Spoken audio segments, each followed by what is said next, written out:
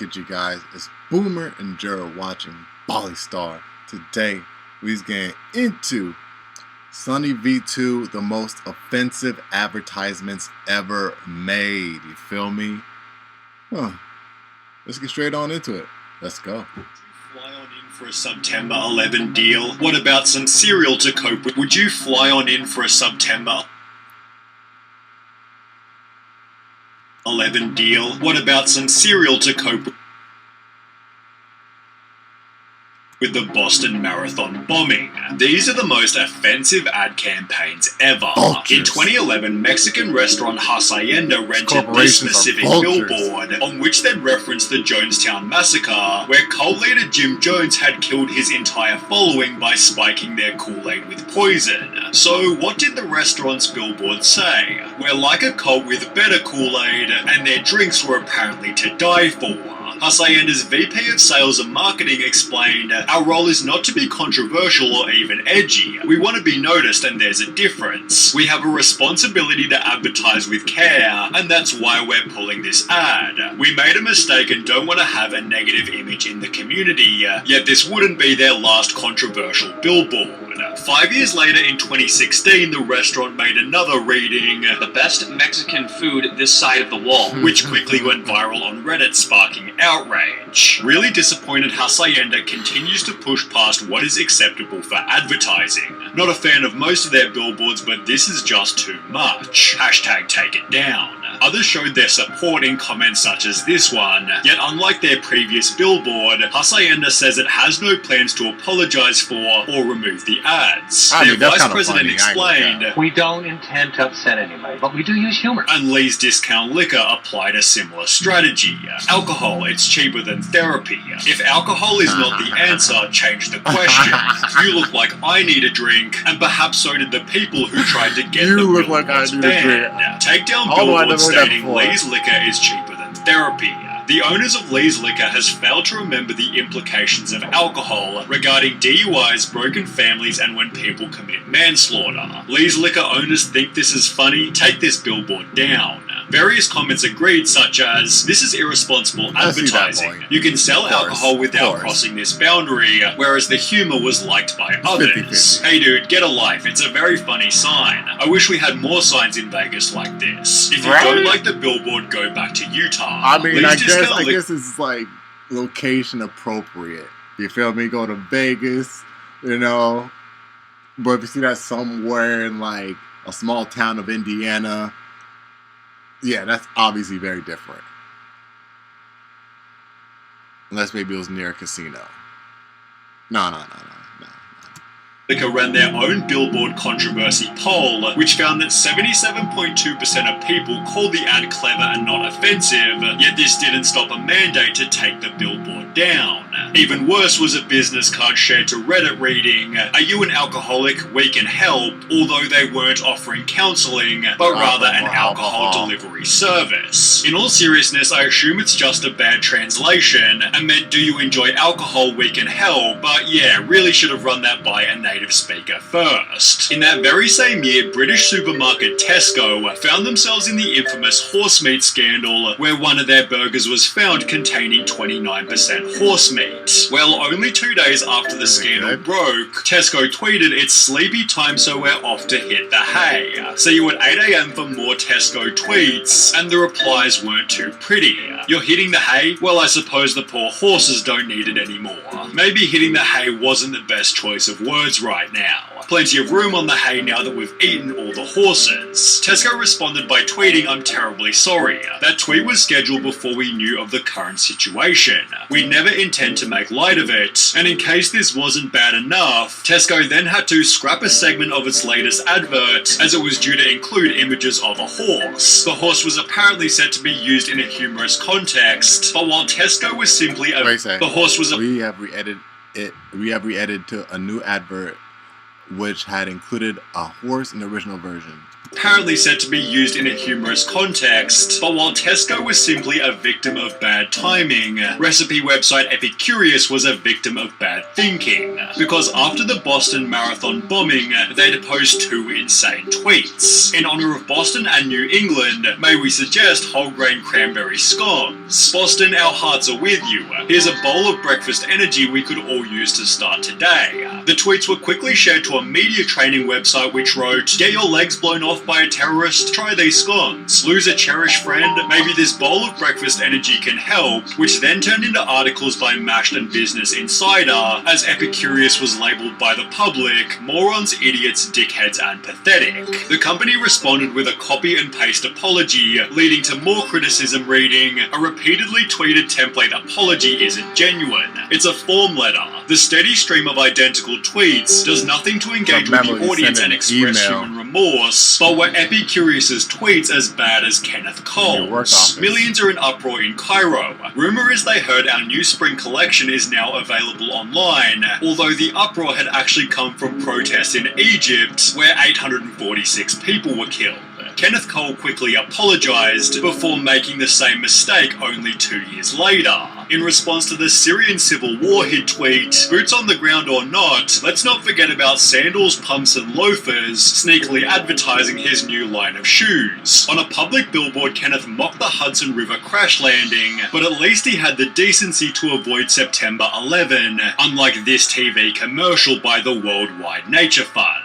It began by explaining in 2001, one of the worst tragedies in the history of humanity killed 2,819 people, before showing a bunch of other planes to articulate that in 2005 the tsunami killed 280,000 people. That's 100 times more deaths. The message of the ad was that our planet is brutally powerful, yet it felt like they were minimizing the severity of 9/11 to highlight a natural disaster that couldn't have been avoided. Not only is the message offensive, but it's scientifically flawed. All the carbon reductions and recycling in the world won't prevent tsunamis. Advertising double fail. The commercial was so offensive that WWF tried to claim it did not authorize its production or publication, yet there was another 9/11 ad that was somehow even worse. It began to circulate in September 2013 and showed a man flying toward 2 foot-long subs, which you could buy for a price of $9.11. The ad was captioned with 2 pieces of text: "Fly on in for September 11th, and you will..." I honestly just can't believe that guy agreed to...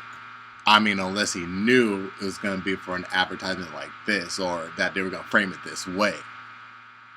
You know? Because if he knew all of, like, how this was going to be advertised, it's like, it'll show some people just don't give a F, bro.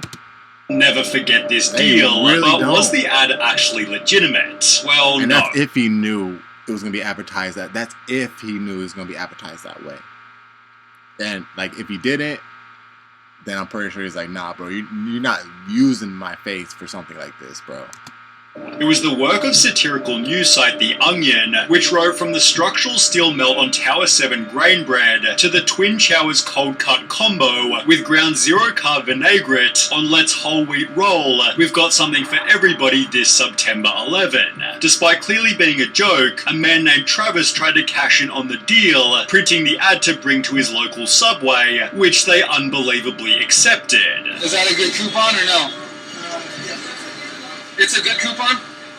It's good? Okay. He and his friend were totally baffled. Dude, I can't believe they did that, dude. Even showing their receipt to prove they hadn't lied. If the coupon itself wasn't hilarious enough, the fact that Subway accepted it as a legitimate coupon had me rolling on the floor. Subway, however, wasn't impressed. Let me tell y'all something, man.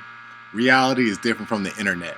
You bring something like that into, like, an actual Subway, they're not going to look at it like that right away, you know what I'm saying? They're focused on working right now, you know what I'm saying? And, you know, or, like, you know, it's just like, it's just not the internet. You're not going to find people that complain so much when you go out into the real world, when you give them something like that, bro. It's like, bro, you give them something like that, bro, it's, maybe that Subway's going to be filled with people that just don't give a F. They'd be like, yeah, it's still good, you know, the date on it hasn't expired yet, yeah, you know, like, they're gonna treat it like it's something normal, and Like, I'm pretty sure they're gonna go home, you know what I'm saying, take a shower after a long, hard day at work, and, you know, they're just gonna sit down, watch TV, and be like, I think that coupon was offensive. You feel me? Like, bro, this is not the internet, bro. Where, you know, you post shit online and, you know, suddenly you're gonna get comments about people saying, like, oh, no, you shouldn't do that. No, bro. In reality, bro, like, that's what's gonna happen. That's what's gonna happen. You feel me? You might come across some people like that in reality, but again, you work at Subway, so what are you gonna say? Do you feel me? Like, you know, when you get handed that coupon, you could be like, what the heck, this is offensive, I quit. You know, I'm not working for, like, a place that's, like, you know, putting out pictures like this.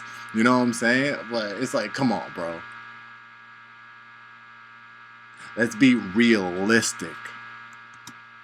Like everyone, we are deeply offended by the fake story and ad created by The Onion. The story received coverage in a Sydney Morning Herald article, which highlighted another 9/11 deal that was instead completely genuine. The now closed Tumbledown Trails Golf Club in Wisconsin posted this newspaper ad reading 12th anniversary of 9/11. To commemorate this, we are offering 9 holes with cart for only $9.11 per person, or 18 holes with cart for only $19.11. The owner of the course said the golf club began the promotion 2 years ago on the 10th anniversary of the attacks, and until now it had been warmly received as a way to ensure people never forgot the tragedy. He'd therefore add, we're a little hurt by the fact that people are putting such a negative context on this. I thought people would appreciate it. It seemed the owner at least had some good intentions, although so did these 3 companies when they used hashtags incredibly wrong. Sweets company Entenmann's wrote, who's not guilty about eating all the tasty treats they want, without realising not guilty was trending due to Casey Anthony's trial for the murder of her baby.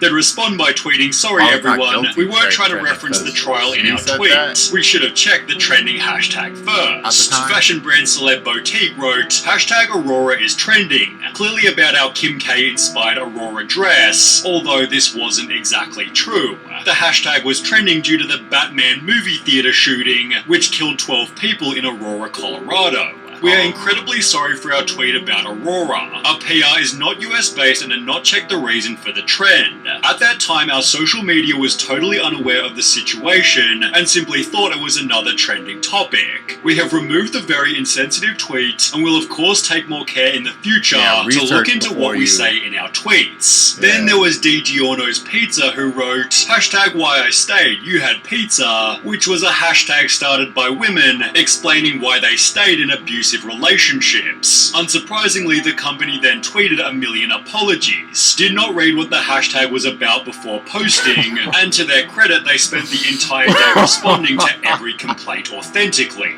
All social media experts, please take a lesson from DiGiorno Pizza. When you step in it, you give real apologies and not excuses. Good job. However, Home Depot never got the memo, as they'd do the exact opposite. After posting a tweet which produced the article, Home Depot apologizes for racist game day tweet, terminates agency responsible. So what did the tweet say? Which drummer is not like the others, attaching a photo that showed black people next to a monkey. You could argue it wasn't that bad given it said, which drummer is not like the others, although it's hard to know what Nivea was thinking when headlining an ad with the words white is purity. The campaign was so wild people didn't believe it was real, although others tried to argue that the world was overreacting. Is the US so obsessed with race now that the first thing Americans think when they read white isn't the colour but race? People, stop seeing everything with identity politics tinted glasses. Then there was this ad by Big Pens reading, look like a girl, act like a lady, think like a man, work like a boss, which was hilariously designed to celebrate Women's Day. People didn't appreciate it. If it's quite alright with you, Bic, I'll look like a woman, act like a woman, think like a woman, and work like a woman, and you can F right off like an idiot. To make matters worse, Bic had launched the Bic for Her pen range 3 years prior, which had already been slammed as sexist. They're just like regular pens except they're pink so they cost twice as much. That is absolutely true as well. Well, at last, pens for us ladies to use. Now all we need is For Her paper, and I can finally learn to write. great. I was so disappointed to find that only 1/5 of the pens I received were pink. Or maybe more, I can't do maths. These pens fit perfect in my hands, but hubby feels they are unnecessary since he writes all the checks. I'd explain more, but I have to go make him a sandwich.